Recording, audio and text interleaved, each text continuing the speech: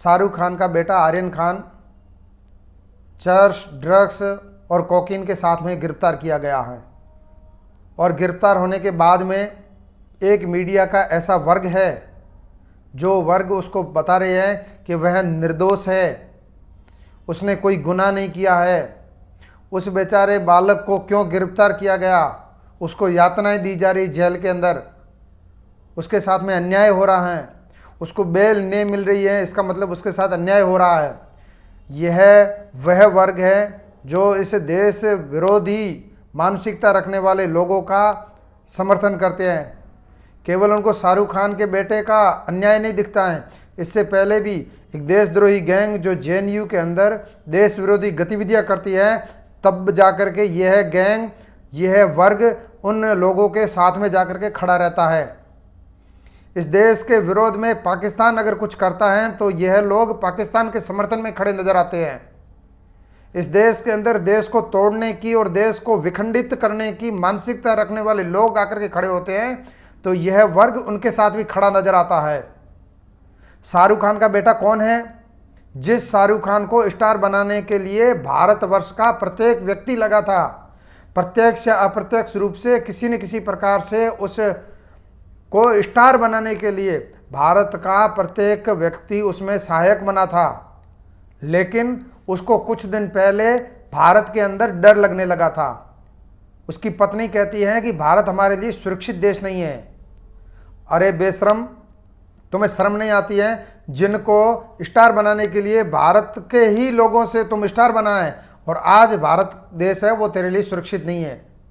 इसके पीछे खेल क्या था? खेल पूरा ये था कि उसको पता था कि हम फिल्म इंडस्ट्री के पर्दे के पीछे जो गंदा खेल खेल रहे हैं, जो गंदा नाच नच रहे हैं, जो इस देश के विरोध में भारत की आने वाली भावी पीढ़ी को समाप्त करने का जो काम कर रहे हैं, भारत के भविष्य को गर्त में डालने का काम कर रहे हैं, भारत के भविष्य को खोखला करने का काम कर रहे हैं, वह एक्सपोज होने वाला है, वह उजागर होने वाला है।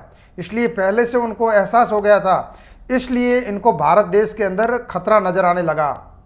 और उसका जीता जागता सबूत है कि उनका पुत्र आज ड्रग्स की सप्लाई करता हुआ, चर्स, ड्रग्स, हीरोइन, इस प्रकार के पदार्थों के साथ में रंगे हाथों पकड़ा जाता है। वह अपने बेटों के माध्यम से इस प्रकार का गंदा खेल खेलते हैं। कोरोना के कारण कुछ लोगों ने कुछ समय से फिल्में देखना बंद कर दी है, जिसके कारण इन लोगों ने अपनी औकात दिखा दी है। ये केवल अभी हो रहा है ऐसा नहीं है, ये पहले भी होता था। लेकिन इनको तथाकथित उस समय के सेक्युलरवादी जो लोग थे, सेक्युलरवादी सरकारें थी, या जो सेक्युलरवादी मानसिकता रखने वाले लोग थे, उन लोगों ने इनको लगातार प्रमोट करने का काम किया। उन लोगों ने कभी इनके ऊपर हाथ डालने का काम नहीं किया। ये पहले से खेल चला जा रहा था, लगातार चलता रहता था, लेकिन इनके ऊपर हाथ डालने का साहस किसी ने नहीं किया।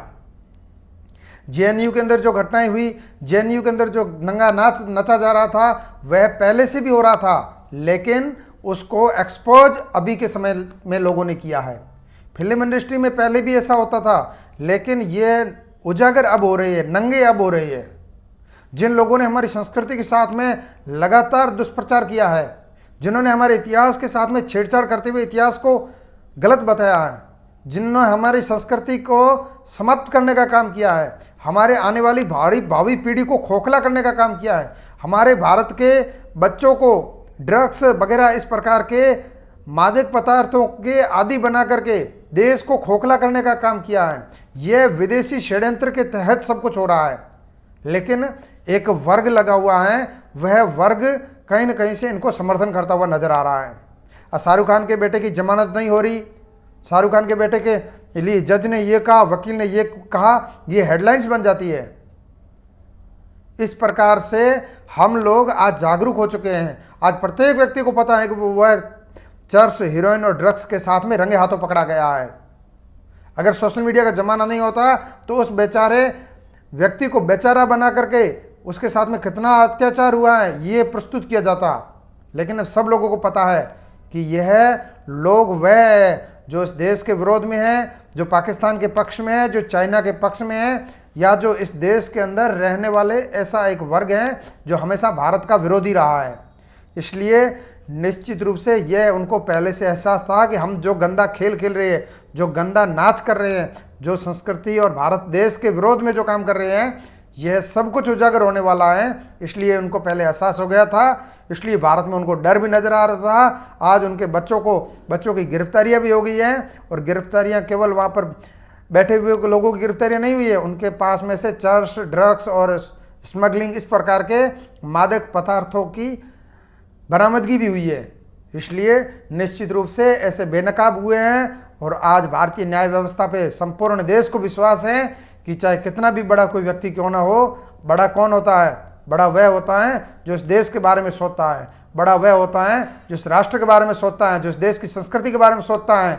जिस देश ने आपको बड़ा किया है उनका एहसान नहीं भूलना चाहिए, जबकि इसके विरोध में जाकर के काम करने वाले ऐसी विरोधी मानसिकता वाले लोग हैं, वह आज एक्सपोज हो रहे हैं। बिल्कुल ऐसा नंगा नाच कतई स्वीकार्य नहीं होगा। संपूर्ण देश आज जाग चुका है। भारत माता की जय।